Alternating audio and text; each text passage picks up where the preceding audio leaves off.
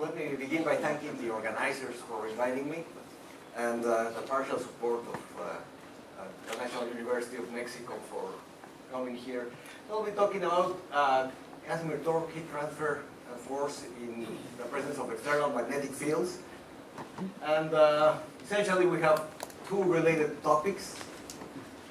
Casimir and near-field heat transfer, everything related by Redov's theory of fluctuating electrodynamics. And essentially both based on fluctuation dissipation theorem. And both share a lot of things in common. For example, very interesting is the presence of propagating and evanescent waves. This is work by Francesco and Astrid, where they are plotting the Casimir energy, or the ratio of the Casimir energy with respect to the ideal case. So you can see the propagating wave contributions, the evanescent wave contributions. And here, in this work that by a chapter by Felipe, we have again in the case of near field heat transfer, propagating modes, the surface plasma modes between the two objects. So essentially they share those things in common. In the case of the Casimir force, that everything is at the same temperature, for large separations, the ratio of the force with the ideal Casimir force goes to 1, and the same happens with the near-field heat transfer.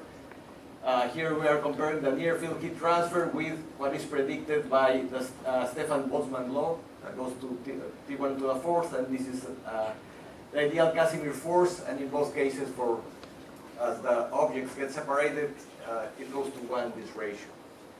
So, a little bit what I've been working in many years is a relation of the Casimir force in real solid-state systems. Essentially because I think that solid-state experiments have a lot of know-how on how to do things. For example, this is a superlattice made of graphene and boron. And this is a typical, I would say, quantum weld of indium gallium arsenide and indium phosphide. So there's a lot of know-how. And the idea is how can you tune the optical properties or the electromagnetic response properties of these systems to tune either the Casimir force or in this case the near-field heat transfer. So a possible tuning knob, I mean, both Casimir and heat transfer depends on the separation, the dielectric function. But the idea is if we can have like an external tuning knob, just depicted here in a cartoon way. And the one I choose is the external magnetic field. So the idea is if I crank up the magnetic field, it's just an imaginary drawing. If I can change the dielectric function. So I increase the magnetic field and I'm changing the dielectric function. And in solid-state physics, that can be done with a magnetoplasmon. That is a coupling of a surface plasmon polariton with an external magnetic field. In the usual, like Drude type conduction model, the magnetic field enters in the Lorentz force. So if you keep only this Kronecker delta term with this other term here, you get the usual Drude, or plasma if you want to take away dissipation, the usual Drude model. And when you add the magnetic field, essentially here is the different components of the magnetic field. So adding an external magnetic field means that something that is isotropic becomes highly anisotropic. So that's the idea, to induce an isotropic system, to induce an anisotropy in the system. And for example, well, here is the anisotropy. In the absence of the magnetic field, it will become isotropic. So where is the magnetic field? It's here and it will appear here in the cyclotron frequency. So here is, in a few words what I'm saying. You apply the external magnetic field and you get an isotropic system. So just a really reminder of how do you get the magnetoplasmons. Now that you get an anisotropy, if you solve Maxwell's equations, here you get this, the dielectric function tensor. The dispersion relation, once you replace this in here, is of this form. And in particular, you can choose this what you want for the dielectric tensor. So I choose this one. That is what is called the void configuration, and this is when, if I have here a surface in blue, when I apply the magnetic field parallel to the surface, that it is an in-plane magnetic field, as compared, for example, if I apply it perpendicular to the surface. So essentially, in this so-called void configuration, the advantage is the nature of the P wave, or it's preserved. That means there is no Bose conversion. A P wave comes in, a P wave comes out. There's not a PS coupling. So that's the main advantage of this system. And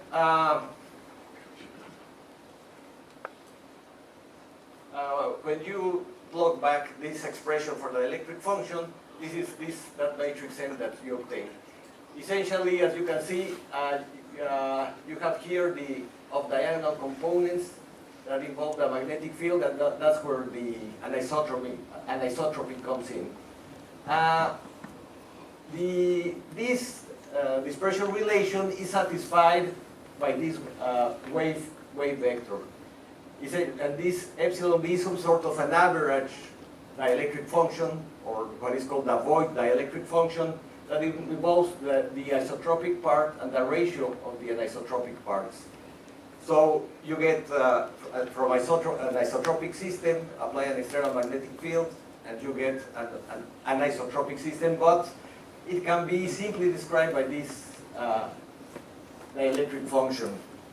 So here, for a particular system I will show in a few minutes, let's go back to our model of, if I have a system and I crank up the magnetic field, that will be described by this ratio, that is the cyclotron frequency divided by the plasma frequency. And if I plot the reflectivity, say just for the sake of example, at normal incidence, different curves are for different magnetic fields. I will show you, this is for indium antimonide, or here this is the absolute value of the void dielectric function, and I use these arrows are for the different magnetic fields. So I begin with zero magnetic field here, and as you increase the magnetic field, you get different response. So the idea is just change magnetic field, change dielectric function. And so which dielectric function? So indium antimonide, like magnetoplasmons, have been observed mainly in semiconductors, like well, indium antimonide also it's polar semiconductors.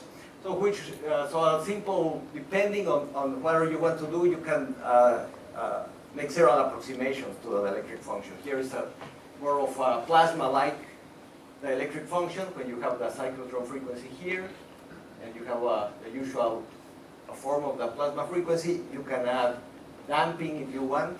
That depends again on your system and how big is the damping. And you can also have not only the carrier contributions, but the phonon contributions with its longitudinal term and its transverse phonon contribution. Or in this case, I will, in the part of near-field heat transfer, we'll be talking about these quantum well heterostructures made of cadmium telluride and cadmium magnesium telluride. Essentially, because recently there were these experiments where it was measured, the magnetoplasma response was measured with magnetic fields of up to 12 Teslas. That's the range that they work with, like from 0 to 12 Teslas. And I mean, this is not the first measurement of magnetoplasmons. Like indium antimonide magnetoplasmons were measured, I think, in the 70s. So the topic is old, but it was forgotten because you needed very high magnetic fields. So I think that between the 70s until maybe 5-6 years ago, again, you see a lot of new measurements on the magnetoplasmons. So the dielectric function is again the same. You have cadmium telluride and magnesium telluride. You have the different components, XX, XY, CC, and you have the phonon part and the Rude-like part. But in this case, you have to consider not only the electrons, but the holes. The holes happen to be a very important term as compared with optical measurements, for example, in ellipsometry. If you do not consider the holes, you will get the right dielectric function. And here, then you have also to consider the cyclotron frequency of the electrons and of the holes, so to complete the picture. So this the note here. So let me begin with some applications. If there's time, I'll talk about the force, but let me begin with the torque, and Jeremy will give more details on the torque, I hope. So the Casimir torque means if I have the two plates, they will attract each other with the Casimir force. But if those two plates are anisotropic, there will be a Casimir torque. So they will start rotating with respect to each other. We apply this idea in the non-retarded regime to the van der Waals torque. In this one, for example, van der Waals torque coupling between anisotropic slabs. This was an anisotropic slab, and this is also an optically anisotropic slab made of an array of gold ellipsoids, gold nanoellipsoids. So the anisotropy comes from the gold nanoellipsoids, and in this case also we study the induction of van der Waals torques by an external magnetic field. So as was pointed out many years ago by Barash, if there's a Casimir force, there's a Casimir torque for an anisotropic system. And just to remind you, here this dn will be a density of modes for the anisotropic system, and will be some sort of similar to what you get from the Lifshitz formula for the Casimir force. So this is, for example, a possible, this is a calculation of the torque against the angle, how it rotates, for a fixed separation between the plates. So these were two plates separated about 50 nanometers of indium antimonide, and I apply an external magnetic field. So where is the magnetic field? Remember, it's in this ratio of the cyclotron frequency to the plasma frequency of the system. So of course, as you start increasing the magnetic field, that means increasing this omega c, you start increasing the anisotropy, and then there is more torque between the two plates. This is torque within unit area, so I couldn't compare with some data that Jeremy has, and I think you will present though. But for example, this is the torque also against the magnetic field. But in this case, what I'm doing is, if you fix the two plates, say you rotate them by pi 4, so 45 degrees, like this, and you let them go and see what is the magnitude of the torque to align them again. So the Casimir torque, what is the magnitude of the Casimir torque that will align the two plates? So here is for when the plates are at 50 nanometers and at 100 nanometers. So as expected, the further away the plates are, the less the torque is and the less the Casimir force is. This is, but still the effect, I don't know if it's, I would say, strong enough that it should be measurable. But let's ask the experimentalist if that's true. Now, the other thing that I want to talk about is this near-field heat transfer. As I said before, in heterostructures made of tertiary systems like cadmium, magnesium telluride, or mercury cadmium telluride, magnetoplasmons have been measured and have been observed. So depending on the concentration of each of the elements. So what I'm doing is you can measure either the Casimir force or near-field heat transfer between this system and a reference system. For example, in Casimir, this will be a gold sphere. And usually in near-field heat transfer, a polar semiconductor like silicon carbide is used.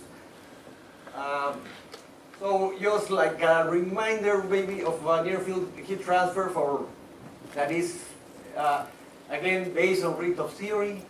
You get a similar, here is what this will have you calculate the near-field heat transfer. Again, you have, like in Lifshitz, you have to integrate over frequency, over wave vectors, except that here you have like a transmission coefficient that involves the propagating modes and the evanescent modes. This is a more general in case of anisotropic systems. The only difference is that in heat transfer you cannot make an analytic continuation and use frequencies. No? These absolute values ruin everything. So stop being an analytic integral. But, so this will be my near field heat transfer, and again it involves propagating and evanescent modes. And as a reference, this is a very nice book chapter, also by Felipe and Felipe. So this is a plot of cadmium magnesium telluride for different values of the magnetic field. According to the paper, they go up to 12 Teslas, and as a function of the separation. So this is the total heat transfer compared with what you expect from Stefan Boltzmann law, black body radiation. And as this starts increasing, it will go to 1. But we will see that as you increase the magnetic field, you start, let's say, you start increasing the heat flux. So you can tune the heat flux as a function, for a fixed separation, you can tune the heat flux just by changing the external magnetic field. So there is a trend here apparently, like a small magnetic field. You start increasing the magnetic field and it starts going up. However, this is like, how they say, cherry picking the data. So, because this is, follows a very nice trend. But if I add more curves and let me fix a distance, say I just take this separation and plot again the heat flux as a function of the magnetic field. You see, for small magnetic fields, very little happens. And there's this big jump in near field heat flux, and then it goes down again. So for this particular system, it happens to be around 12 Teslas. So a little bit the question is, why do we get this resonant condition in heat flux? We don't get like a decreasing heat flux or an increasing heat flux monotonically. We get this resonant behavior. And let me analyze then what we call the spectral heat flux. That is, I don't do the integration over frequency. I just plot, before you do the integration over frequency, this will be the spectral heat flux. And here is with some reference, with just with some value as a reference. So this is for, again, the same system of cadmium, magnesium telluride at 0 magnetic field. So at 0 magnetic field, you have a contribution of the plasma frequency of the electrons. The plasma frequency of the holes will be around here. Here we have the transverse and longitudinal modes of the phonons. And again, where is this, why this plasma frequency ends up here depends on the concentration or on the doping of the system. So you start adding carriers, this will go up here. And as I increase the magnetic field, this is what happens. I choose some value 0 Teslas, then here, check here, at 10 Teslas you start getting these modes because the plasma frequency starts changing. You get what is called like a hybridization of plasmons and magnetoplasmons. So the plasma frequency is shifted by the cyclotron frequency of the electrons and the holes. And you start, here is 12 Teslas, so it's 0 Teslas, 10, still this corresponds to the phonons. Nothing happened with magnetic field, but notice here that there is a very sharp resonance here that goes off the axis. And then, again, this is 12 Teslas, this is the same as here.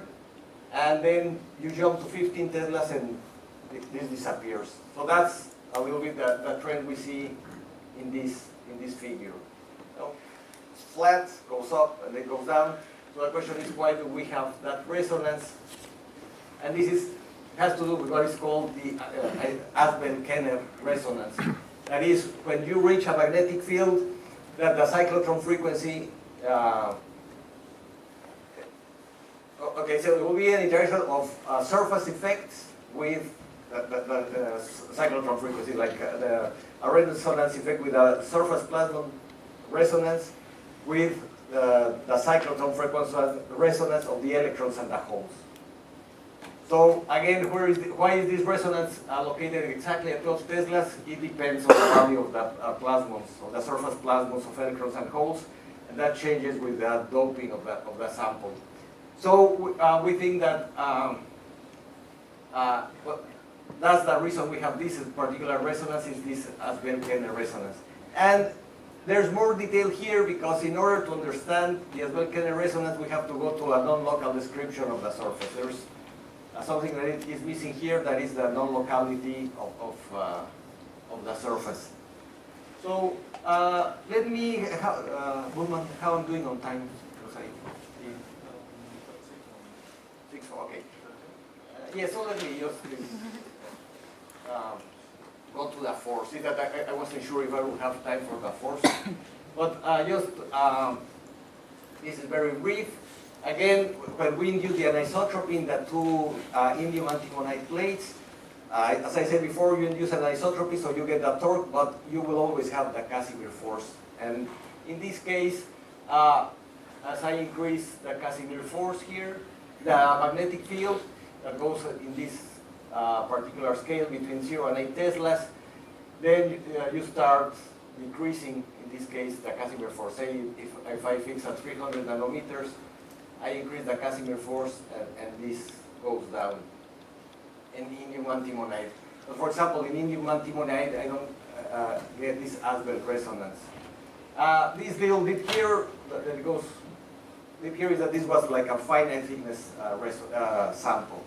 So essentially, like with an external magnetic field, in principle, you can induce a torque, you can induce, modulate the force, and also you can modulate or tune the near-field heat transfer. So let me go back then to some topics of interest right now.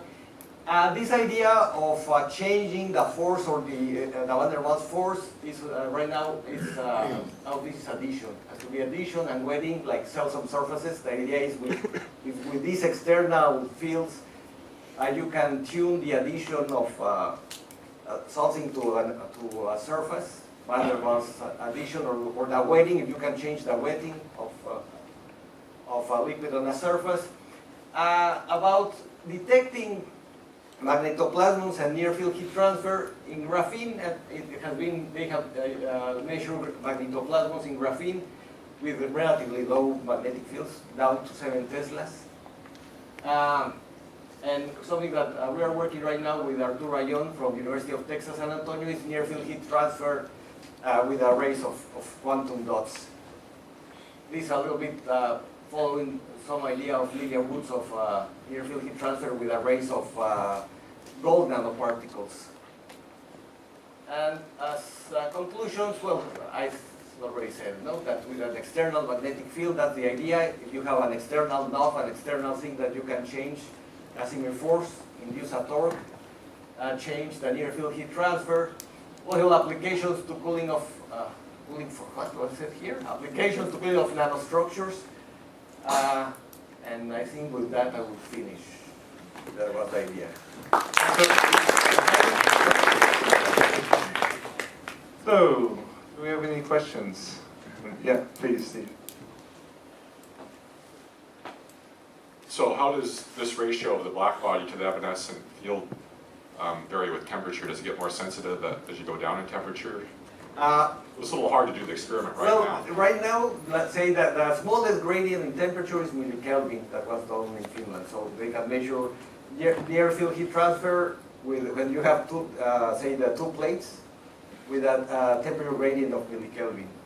So, but if we went to very low temperature, we might be able to have more sensitivity. yes, yes. So if you are, but still, they measured it with a scanning thermal probe microscope. But yes, the lower the temperature, the better. Yes, yes. Okay, yeah. Microphone's coming. Coming back to van der Waals torques, Uh-huh. I don't know whether this has been investigated, but of course you can make materials that are highly anisotropic in their electric response. There's not very much work being done on nanotubes embedded well, you can, yes, like, sure, if you have, not only that, if you have cylinders or nanotubes, you can have like highly anisotropic materials. Yeah. So the idea here, but once you have your material that's anisotropic and you cannot change anything. So the idea here was if you can externally change the optical anisotropy. But yes, even calcite. In fact, external electric fields might be able to tune the Yes, you can hold that. activity of the nanotubes, but has much work been done on this? That's what I really want to know. Theoretically, yes. I don't know if I think in the book of Parsegian there's something on cylinders, and I think really you did something on nanotubes, but I don't know if it was Van der Waals torque. That was torque, yeah. Yeah. So there are actually two contributions to torque. One is if you have inclusions that are not spherically symmetric, so it's a shape anisotropy. Right. And the other one is the dielectric tensor anisotropy. Yeah. And they act differently. Right, like this is, let me just summarize what would be something like this, no? That on the bottom I have a shape anisotropy, and on the top I will have like a dielectric anisotropy because of magnetic field. Okay, yeah, please, thanks. Microphone's coming. So I always wonder about the time-dependent boundary conditions and how they affect the dynamic properties of the blackbody radiation. So now you're simulating this for a static field. Can you think of consequences? Once you have time-varying B field? If you have a time-varying B field, no, I don't know. I mean, I haven't, because usually do like in magnetoplasma, let's go one step before. No, what will be a magnetoplasma in a B-varying magnetic field? I don't know. You can get or another resonance or, okay, I'll think about that. Okay, Hubun? So you are assuming a magnetic field is in plane. Yes. So do you expect if the magnetic field is normal to the plane, your conclusions will Okay, I don't know, it will for change. the force at least, not for No, the... it will change also for the force, because first, when you have perpendicular, a perpendicular magnetic field, then you have Mohs conversion. You have like SS, SP, PS, PP. It's a P in the reflectivity matrix. So it will change. But overall, like if it will still go down, I think it will still go down, but in a different way. But I don't know how, if it will be stronger or less strong. That's what I don't know. I haven't quantified it.